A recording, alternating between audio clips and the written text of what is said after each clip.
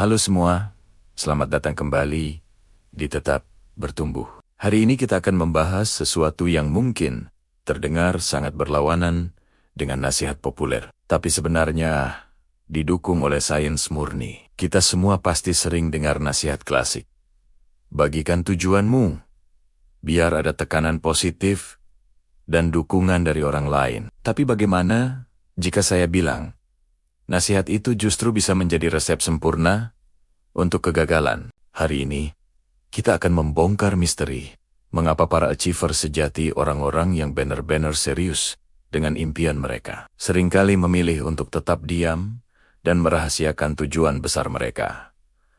Mari kita jujur sejenak. Coba ingat-ingat lagi ketika Anda merasa sangat bersemangat untuk memulai sesuatu yang besar. Misalnya, Anda bertekad untuk lulus ujian yang sangat sulit, atau Anda ingin menurunkan berat badan 10 kilogram, rasanya sangat menggoda untuk segera menceritakannya ke semua orang, kan? Anda langsung kasih tahu teman-teman terdekat, keluarga, bahkan mungkin mengumumkannya dengan bangga di media sosial. Dan saat itu terjadi apa yang Anda rasakan. Anda merasakan gelombang kepuasan dan kelegaan yang luar biasa. Teman-teman Anda memberi selamat, mereka bilang, "Wah, keren banget.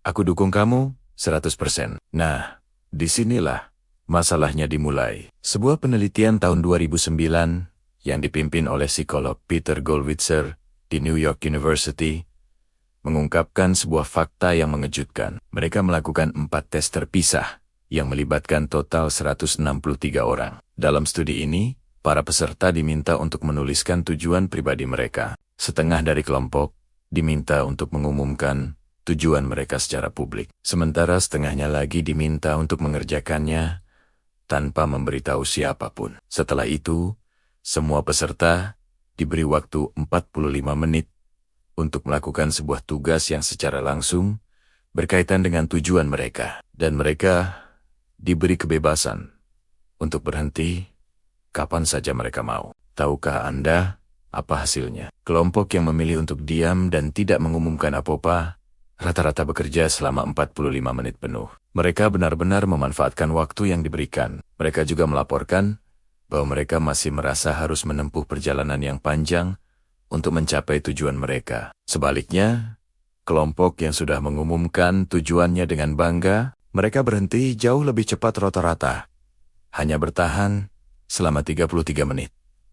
Loh, kenapa bisa begitu drastis perbedaannya? Jawabannya terletak pada sebuah konsep psikologis yang disebut realitas sosial. Ketika Anda mengumumkan tujuan Anda langsung mendapatkan pengakuan sosial. Otak Anda yang sangat menyukai penghargaan dan validasi merespons pengakuan ini dengan melepaskan hormon reward atau kepuasan, seperti dopamin. Pengakuan dari orang lain ini membuat otak Anda merasa seolah-olah Anda sudah melakukan pekerjaan itu. Secara langsung, tujuan itu menjadi bagian dari identitas sosial Anda. Otak kita berpikir, oke, misi selesai. Saya sudah diakui sebagai orang yang sehat, atau sebagai seorang calon pengusaha, atau sebagai mahasiswa yang rajin.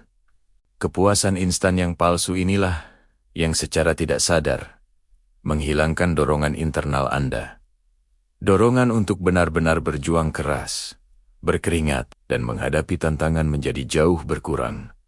Karena Anda sudah merasakan sensasi pencapaian tanpa perlu mencapainya. Dengan kata lain, motivasi internal Anda dicuri oleh pujian eksternal yang datang terlalu dini. Anda mendapatkan hadiahnya di awal, bukan di akhir. Ini seperti makan makanan penutup sebelum hidangan utama. Anda sudah kenyang duluan dan kehilangan selera untuk makanan yang sebenarnya bergizi. Selain trik psikologis yang dimainkan otak kita, ada juga masalah praktis yang sangat nyata. Ketika Anda berbagi tujuan Anda secara luas, Anda membuka diri terhadap tekanan negatif dan penghakiman dari orang lain. Misalnya, Anda bilang pada semua orang bahwa Anda mau ikut maraton. Tiba-tiba, setiap kali Anda terlihat sedang bersantai, atau mungkin menikmati sepotong cheesecake, teman Anda akan melihat dengan tatapan menghakimi. Mereka mungkin berkata, "Loh, bukankah kamu seharusnya latihan lari?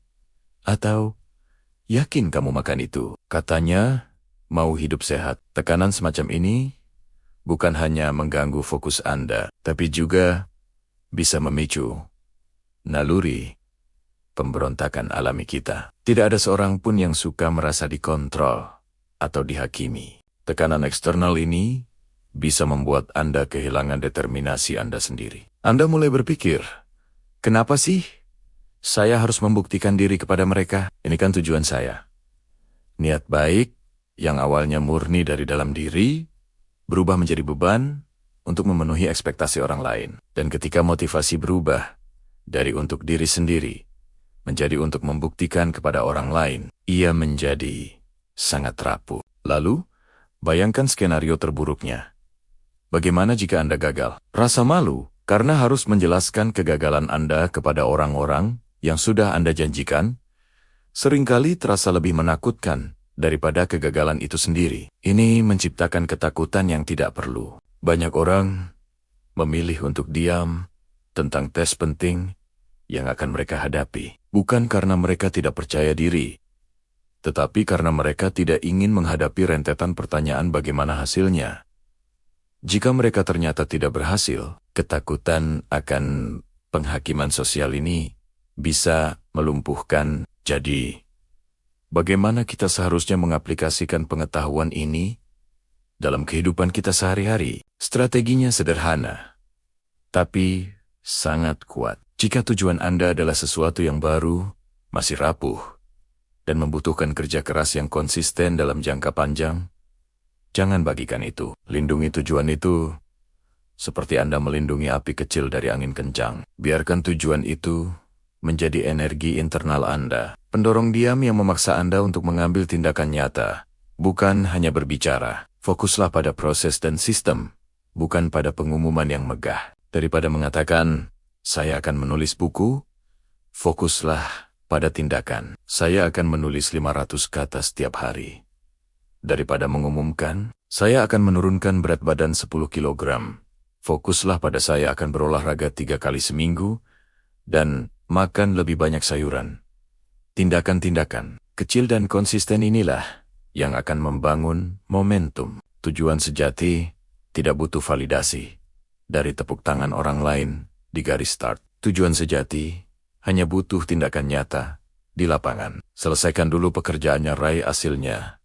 Baru kemudian biarkan hasil itu sendiri yang berbicara. Karena pada akhirnya, di dunia ini, diam-diam bekerja seringkali adalah rahasia paling ampuh untuk kesuksesan yang nyata dan berkelanjutan. Sekarang coba renungkan, apa tujuan besar yang saat ini sedang kamu rahasiakan? Bagikan pemikiranmu di kolom komentar.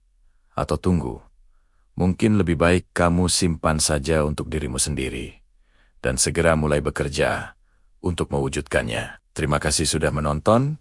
Jangan lupa like, share ke teman kamu yang lagi butuh ditemenin, dan subscribe biar nggak ketinggalan video berikutnya. Ingat, nggak apa-apa kalau lagi kacau. Yang penting tetap bertumbuh. Sampai ketemu di video selanjutnya.